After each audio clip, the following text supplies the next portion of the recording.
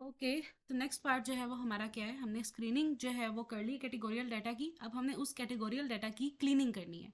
Cleaning मतलब जो error हमने निकाला है ना इस जेंडर में, इसमें और एजुकेशन में जो हमने निकाला है एरर, उसको अब हमने क्लीन करना है यानी ठीक करना है। तो उसके दो तरीके होते हैं, क्लीनिंग के दो तरीके होते हैं।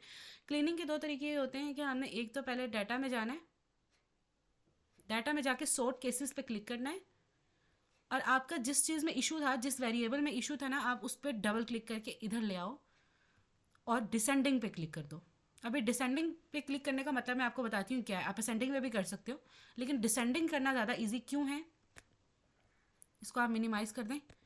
ये देखें, आपका जो एज है, सेक्स था थोड़ी, सॉरी जी, ये जो था इसमें आपका ये एरर जो है ना सबसे ऊपर आ गया है।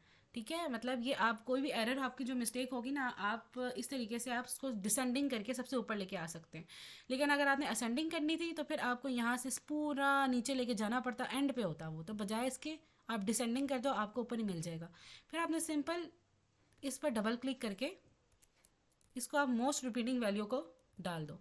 2 डाल दिया मैंने, ठीक है।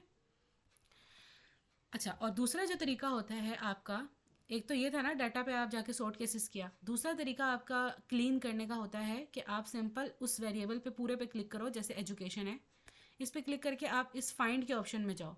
ठीक है, ये फाइंड, ये दूरबीन से जो बनी होती है, इस पर आप जाओगे ना, यहाँ पर आपने सिंपल वो नंबर लिखना है जो गलत था, जैसे 22 था जो इसको मैंने ठीक करना है, तो इसको फाइंड नेक्स्ट करके क्लोज कर दें। ये 22 आपको दिखा देगा।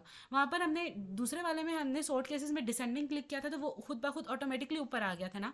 लेकिन यहाँ पर क्या करते हैं, यहाँ पर वो डिजिट आपको जहाँ पर भी पड़ा हुआ है ना, वहाँ पर वो आपको जाके शो करा देगा।